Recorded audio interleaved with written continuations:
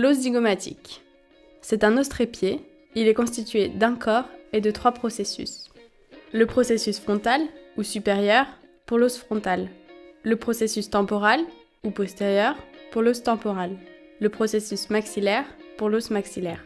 Il appartient exclusivement à la face et forme la partie inférieure et latérale des cavités orbitaires. L'os maxillaire. Il forme l'étage moyen de la face. Une suture sépare les 2 os maxillaires. Elle se situe entre les processus alvéolaires des incisives centrales. L'os maxillaire comporte un corps creusé par le sinus maxillaire. C'est une cavité aérique communiquant avec les fosses nasales.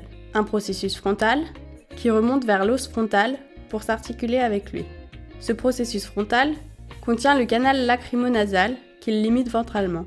Ce canal recueille à l'angle médial de l'œil la majeure partie des larmes et s'ouvre ensuite dans les fosses nasales. C'est pourquoi le nez coule quand on pleure. Des processus alvéolaires qui supportent les alvéoles dentaires de la denture supérieure. On voit aussi un foramen infraorbitaire pour livrer passage à un nerf. L'os sphénoïde. Ici, nous ne parlerons que des processus ptérygoïdes. Ils sont appendus au corps sphénoïdal sous la base du crâne. Ils sont verticaux et descendent vers le bas. Sur ces processus s'insèrent des muscles profonds de la face. Les processus ptérygoïdes forment la limite médiale de la fosse infratemporale. Les os nasaux. Sous l'os frontal, en avant de l'os maxillaire, on trouve les os nasaux droit et gauche. Ces os sont séparés entre eux par une suture. Ils forment une gouttière à concavité inférieure. Ils forment le plafond des fosses nasales et surmontent l'orifice nasal, aussi appelé orifice piriforme. Ils sont encadrés par les processus frontaux des os maxillaires. L'os lacrymal. C'est un os plat, tout petit, situé en arrière des processus frontaux des os maxillaires. Il participe au canal lacrymonasal. Il forme la partie postérieure, ou dorsale, de ce canal. Il participe aussi à la formation de la paroi médiale de l'orbite avec le processus frontal du maxillaire. L'os lacrymal forme en effet la partie ventrale de la paroi médiale de l'orbite. L'os ethmoïde. Cet os complexe, situé en arrière de l'os lacrymal, comporte 2 masses latérales qui participent à la paroi de l'orbite.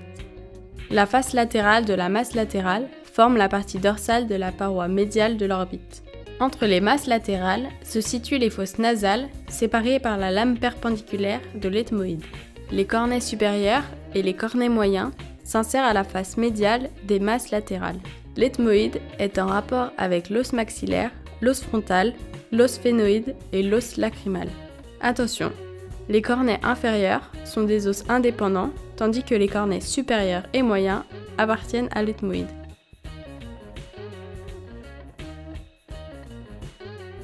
La mandibule. C'est un os en fer à cheval à concavité postérieure. Elle comporte un corps central.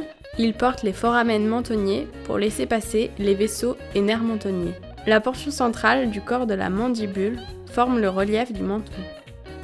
2 branches montantes latéralement, à l'extrémité desquelles se trouvent 2 processus osseux.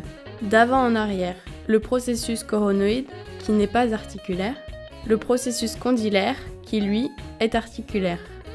Il vient se loger dans l'os temporal pour former juste en avant du méa auditif externe l'articulation temporomandibulaire.